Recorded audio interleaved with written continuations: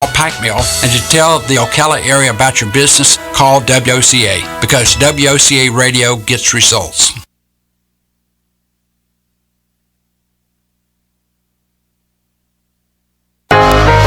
I'm Jennifer, the Executive Director of Palm Garden, and I would like to wish everyone a very Merry Christmas. I'm Mary Ann, the Director of Clinical Services, and my staff and I will ensure that the needs of all our residents are met. I'm Nadia, the Director of Guest Services, and I will be fluffing pillows for our new guests staying with us over the holidays. I'm Crystal, also from Palm Garden, and I hope each of you have a blessed Christmas as we celebrate the Savior's birth. Merry Christmas from Palm Garden!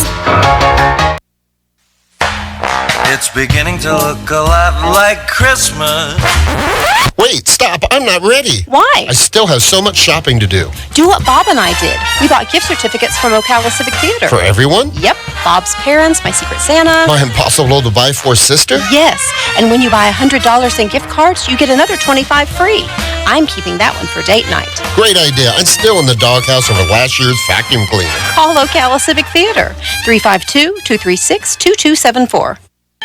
Are you wasting hundreds or thousands of dollars on termite retreat fees? If you're not with Turner Pest Control, you probably are. Turner Pest Control offers the industry's only termite and pest control package that never charges retreat fees, ever. You can get started today for only $99. This is a value of $500 or more. This includes treatments, installation of monitoring stations, quarterly pest control, and a lifetime guarantee, all for an unbelievable low $99. Even if you have another pest control provider, visit turnerpest.com to find out how you can avoid paying those high termite retreat fees. Broadcasting from the Paddock Mall Studios, this is WOCA, Ocala, Gainesville, The Villages, 1370 AM, 96.3 FM, The Source.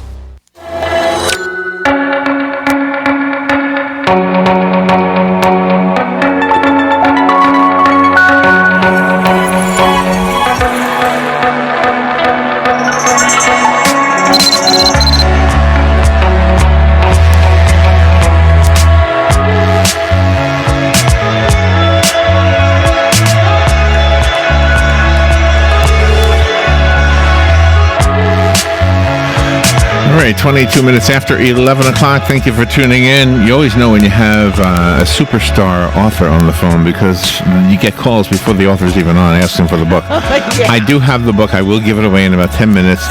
Give me a chance here first. James Rollins is on the phone. I know a lot of you can't wait for us to flip this switch and get him on the air. His new book is called The Demon Crown. It is very popular, a Sigma Force novel. Let's find out about the book from a very prolific author. He's a New York Times best-selling author, James Rollins. What an honor. Good morning, sir. Thank you, Larry. I appreciate being back on your program. Yes, and thank you for coming back. Where are you right now? Where am I? I'm in Denver. I think about that for a second. Wait a minute. I heard that Denver was actually warmer than Florida yesterday. Is that true? It was 65 degrees here. It was warm. Wow, yeah, I heard that. Yeah, so I can't remember who told me that, but yeah, you're here in Florida. I think we were in the 40s yesterday, weren't we? It was one of those weird days. Yeah. Mm-hmm. So you're getting some interesting reviews. You're getting all good reviews, but people are calling it creepy, huh? Do you like that? Do you like that kind of a compliment? It's a creepy book. Of course, that was my goal. My goal is to scare people. That's my goal in life. Yeah, that is fun. My editor described it as my frightening novel, and I don't disagree with my editor. If she thinks it's frightening, I'm not arguing with her. Do you know, I often wonder when a comedian or a stand-up comic writes his or her own comedy, do they laugh at it? So do you get scared with your own writing? I mean, do you actually creep yourself out? I do creep myself out occasionally, and it's not so much necessarily when I'm writing it as when I'm researching it. You know, I had 5 entomologists on speed dial when I was working on this novel, to the point where they probably like, James Rollins, lose our number. And some of the stuff they told me was like, you know, skin crawling stuff. And of course, then I'm thinking I'm putting that in my novel. Mm-hmm. So you have some actual names from history in the book. So that made me wonder: is there any? Is this based on anything at all that might be real? Oh, of course. I mean, I always like grounding my stories in reality. I mean, in this case, it was based initially upon a dossier I got from Homeland Security that listed the top 10 concerns of Homeland Security. And in the top 5, surprised me, the usual suspects were there: chemical attacks, nuclear attacks. But in the top 5 was something called invasive species. They're concerned, and I'm sure you're well aware of that down there, about the pythons that got loose in the Everglades, or Asian carp that are up in the lakes and streams competing with the native fish populations. These are accidental contaminations. But Homeland Security is worried about, what if somebody weaponizes one of these organisms and releases it as a weapon across the U.S.? We have almost no way of guarding against that. And as we experienced with the python over the carp, once they're there, they're hard to get rid of. And so my concern is, why do they list in the top 5? What do they know that they're not telling us? Yeah, really. Why did it make that such a high list? Do they know what's going on in some lab that we don't know about? Oh my gosh! And so you took that and you wove into this whole story of the Demon Crown. Right. Basically, I create like a biological Pearl Harbor. There's the species that's released across the breadth of Hawaii, and as people begin to die by the hundreds, it appears the only way maybe to stop this from spreading is you might have to nuke those islands.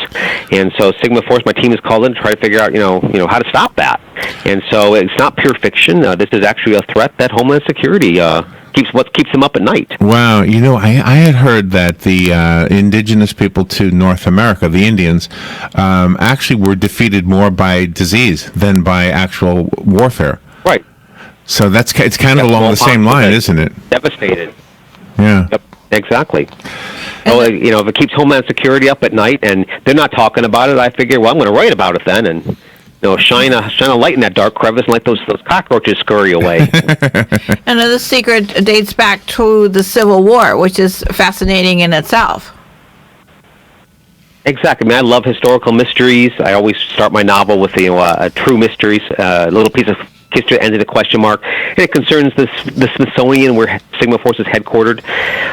There's a mystery surrounding the founding of the Smithsonian. Not many people are aware that the Smithsonian is named after James Smithson. He's a British geologist. When he died, he left his fortune to the U.S. He never told anybody he was doing that. He never set foot in the U.S. Yet out of the blue, he leaves his fortune to us. Why did he do that?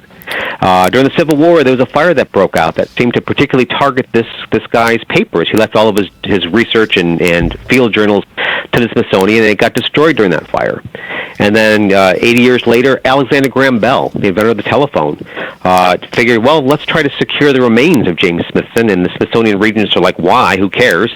But on his own dime, he traveled over across the Atlantic to Italy. He bribed officials. He told everybody there that Theodore Roosevelt sent him, which was not true. And then on a snowy New Year's Eve in 1903, he broke into James Smithson's tomb, secured the skeletal remains, put him in his zinc coffin, transferred him back to the U.S., where those remains are now interred at the Smithsonian Castle. So, why did the inventor of the telephone do that? Why all the skullduggery involving this fellow? Why did he leave his fortune to us? I have an answer, and for $24.99, you'll find the answer. Oh, that's awesome. Hey, I'm not above that.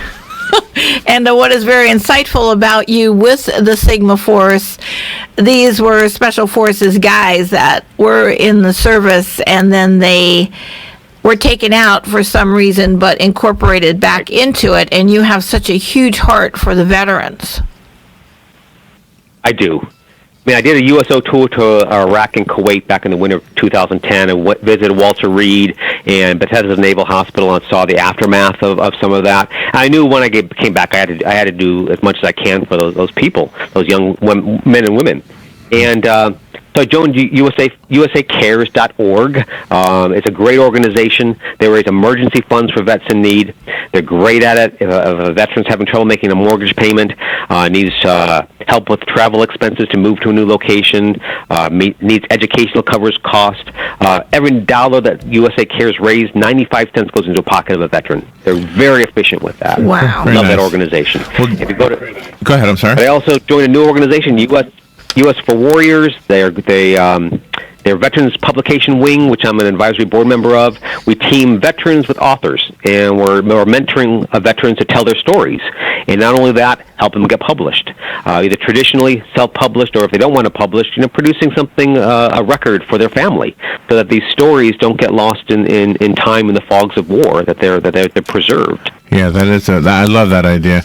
Well, guess what? I have a copy of the book, Yes, we do. The Demon Crown. Call me if you It's want it. great, You're too. going to love it, and you don't have to pay $24.99 because I found it on Amazon for $17.89. So, but you can have this one for free. So I found it on Amazon. You've got really good reviews from your readers, and do you have another website for yourself? Yeah, JamesRollins.com. It's sort of the encyclopedia of me. If you want to know about the books, if you want to know about my background, if you want to know about the charities I support, or if you're a writer, there's a whole section on writer's tips. If you just want to know what day in, day out is as a writer's life, you can follow me on Facebook or Twitter. I probably spend too much time on Facebook. I could probably get another book done every year if I wasn't on Facebook. Yeah, I wonder about that too. Yeah, my own self. All right, let me give the book away real quickly. Good morning. You've got the book. Who's this? Oh my gosh. Okay, I can't hear that person. James, thank you for being on the air with us today. That was fun. You're most welcome. Thank you. All right, we'll be right back.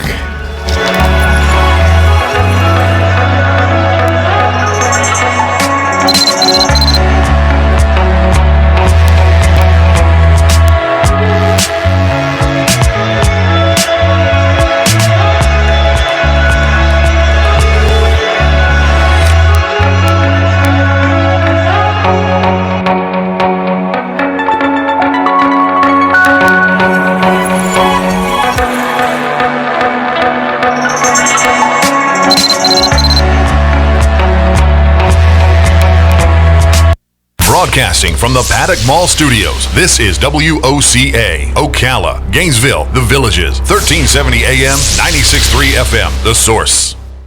Here are today's headlines from The Source, WOCA. A University of Central Florida student was found dead inside her dorm yesterday, according to authorities. Law enforcement was called around 10:30 a.m. when a family member from Jacksonville discovered 19-year-old Alyssa Michelle Lewis unresponsive in her living room at the Lake Claire Apartments. University of Central Florida police and Orange County deputies do not believe the death is suspicious. There were no obvious signs of self-inflicted wounds or foul play. According to investigators, Lewis's dorm mates moved out on Sunday for winter break. Lewis, a resident assistant, stayed behind to continue work. When her family didn't hear from her, they traveled from Jacksonville to check on her, while UCF police and the Orange County Sheriff's Office looked for answers as to what happened to Lewis. The medical examiner's office is preparing to conduct an autopsy.